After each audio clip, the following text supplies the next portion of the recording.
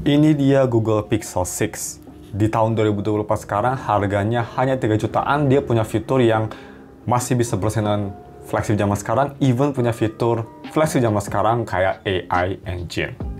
Apakah masih worth it di harganya?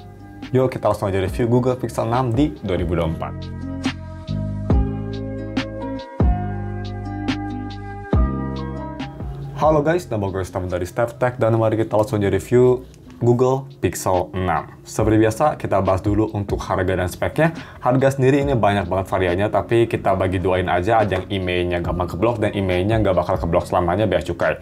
Untuk email yang bakal keblok itu kalian bisa dapat di harga 3 juta sampai 3,5 juta tergantung varian. Varian gue ini versi shadow tipis, tapi sih nggak ada shadow, jadi bisa dibilang varian no shadow di harga 3,3. Dan untuk varian emailnya bea cukainya aman, itu nggak bakal keblok selamanya, itu di harga 5 jutaan. Cukup worth it juga menurut gue di harganya. Dan seperti biasa, kalau misalnya kalian mau beli HP ini atau wallpaper Yoimiya, gue udah taruh semua linknya di deskripsi. Untuk speknya aja, mari kita langsung bahas lumayan cepat. Dia pakai Google Tensor 5 nanometer yang sekarang cukup oke. Performance-nya nanti kita bakal bahas juga. Layar 6,4 inci, OLED 90Hz display, udah UFS 3.1, udah USB Type-C 3 juga, dan juga udah support OTG. Terus udah ada NFC dan juga dia punya baterai sebesar 4614 mAh baterai yang bisa fast charging sampai 30 watt dan 21 watt wireless charging dan bisa reverse wireless charging juga.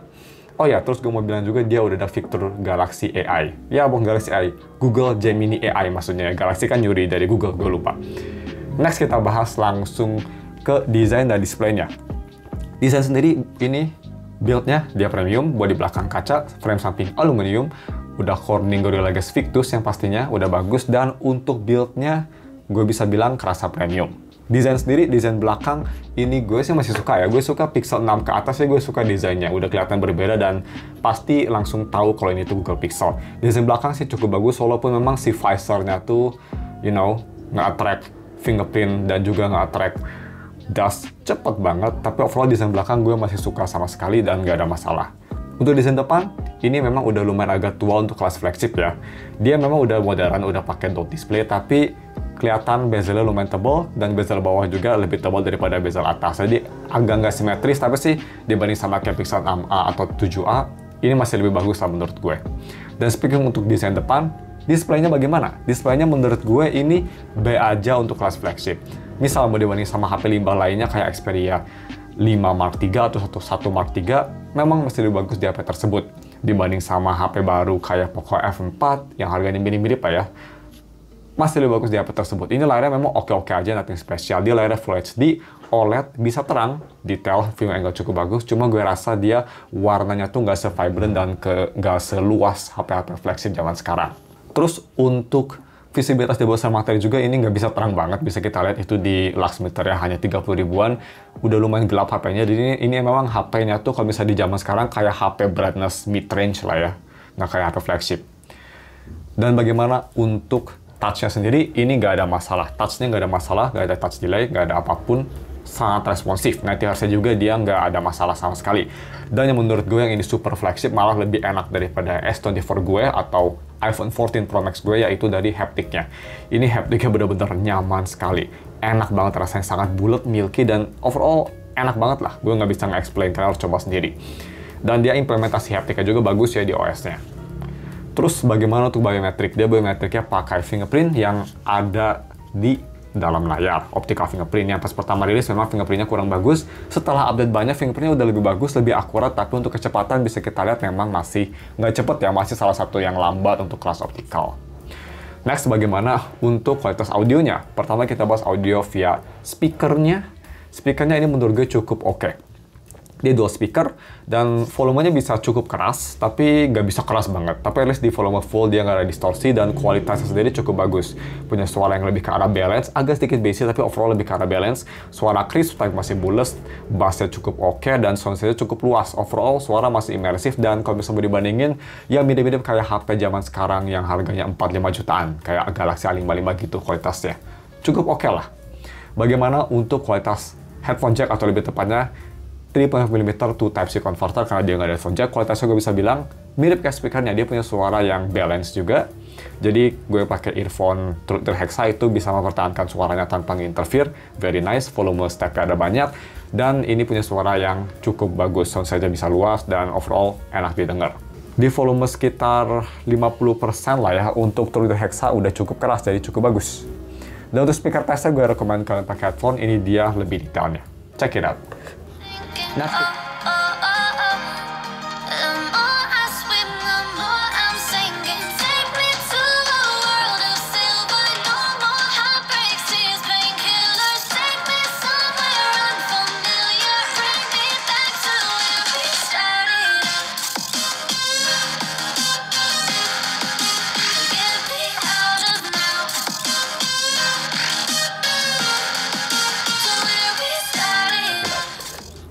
next kita bahas untuk kamera quality-nya. Ini menurut gue selling point terbesar dari HP ini juga, setelah UI ya.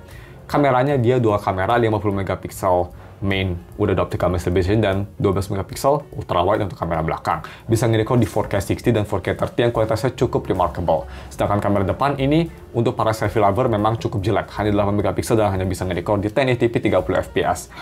Kualitas fotonya gimana? Menurut gue masih cukup bagus di tahun 2024. Ini masih bagus banget malah ya, bisa pretty much menebas semua HP-HP mid-range. Dan yang bikin masih bagus, kontrasnya ini khas Google banget ya, high contrast, detailnya sangat bagus, dan juga dia punya gambar yang overall jernih, dan gue suka lah. Kayak gabungan Samsung sama iPhone ya, Google tuh menurut gue gambarnya.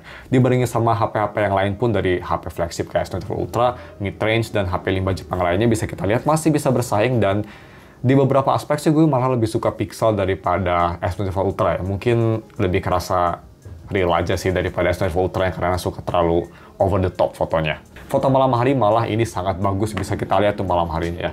Even dibanding dengan kayak Xiaomi 13T, gue bisa bilang di Pixel 6 jauh lebih baik. Overall, night mode bisa terang, cepat nge-capture-nya, responsif, dan gambarnya kelihatan bagus banget. Selfie-nya bagaimana? Selfie juga cukup oke, tapi nothing spesial. Detailnya pastinya nggak bakal sebagus HP dengan 12 megapiksel, tapi at least dia foto di belakang sinar matahari masih bisa, dan gambar cenderung natural dan kelihatan bagus lah, masih kelihatan oke. Video recording tadi gue udah bilang bisa 4K 60 atau 4K 30 untuk kamera belakang, jadi ini dia sampelnya pakai dua resolusi tersebut. Check it out. Dan kita ini dia video recording pakai resolusi 4K 60 fps, sorry nggak bisa di luar karena mobilnya lagi di bengkel semua, unlucky deh. Mikrofon sangat bagus, 4K 60 kalau di luar sih oke ya, noise-nya nggak banyak. Kalau di dalam dengan 4K 30 deh, soalnya banyak noise. Ini oh my god, udah lembat banget, pokoknya baru nyadar sejak kapan. Anyway, begini kualitasnya.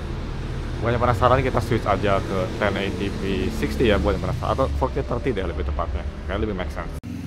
Nah ini 4K 30, gue nggak tahu ada bedanya atau enggak. Yang pastinya lebih safe storage ya, dan gue sih mendingan 4K 30 daripada 1080p 60 karena lebih detail aja, fokus bagus banget ya, bisa fokus ke sini nggak ada masalah. Banyak begini kualitas videonya, mari kita langsung aja pindah ke gaming performance yang surprisingly udah sangat bagus loh ini di harganya. Gue lumayan surprise. Langsung aja kita ke gaming. Dan kita moving on aja langsung ke gaming performance-nya. Dia pakai Google Tensor yang pas pertama rilis cepet panas ya, dan performance-nya nggak bagus banget. Setelah dua software update, sekarang di Android 14, gue bisa bilang performance-nya untuk main game, terutama bisa kita lihat main Honkai Star Rail di settingan high setting FPS 60 cukup bagus ya. Bisa kita lihat memang awal-awal dia tuh kayak naik turun, kayak 60 FPS-nya langsung turun ke 10 FPS, kayak naik turun banget ya. Tapi itu sebenarnya hanya pertama kali gue main, jadi dia nge-load. Setelah itu sih smooth, nggak ada stutter-stutter yang kayak di B-roll. Overall gameplay super smooth, walaupun memang cepat terma throttling karena dia di high setting, tapi overall gameplay sangat smooth dan nggak ada stutter. Kalau misalnya ingin lebih lama sih nggak terma throttling ya, itu mendingan turunin ke low medium atau medium setting aja menurut gue. Dan untuk main game rhythm ini enak banget, gak ada masalah sama sekali kayak HP Jepang ya, ini super responsif, enak banget lah. Difficulty tinggi, sangat bagus, dan gue main Bandori di settingan standar, kualitinya itu bisa 90Hz tanpa ada masalah. So that's pretty good performance. Next kita bahas untuk UI-nya. Oke, UI. UI ini menurut gue saing terbesar dari HP ini, dan kenapa gue suka banget Pixel. Pertama dari software support. Ini softwarenya dia kalau misalnya kita ke about phone sudah di Android 14, dan masih disupport sampai Android 15. Nggak ada HP 5 Jepang yang kayak gitu di harga 3 jutaan. Dan yang kedua, overall experience ini bener-bener enak banget. Gue bisa bilang ya, ini gue bukan jadi fanboy, gue pakai S24 Ultra udah lumayan lama, dan gue bisa bilang performance dan konsistensi masih lebih bagus di Pixel 6. Yap, HP yang jauh lebih murah sekarang. Performance sendiri, UI, buka aplikasi bisa kita lihat sangat cepat, responsif banget, gak ada masalah. Navigasinya juga bisa kayak di Tokopedia yang cukup berat, gak ada lag, cukup responsif, dan kerasa enak ada di touch.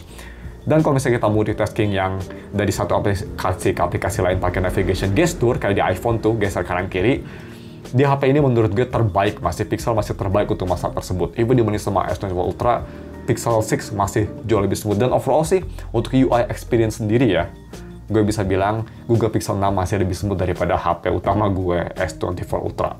Gak sesmooth iPhone yang pastinya, tapi masih terbaik lah Pixel dibanding sama Android lain menurut gue.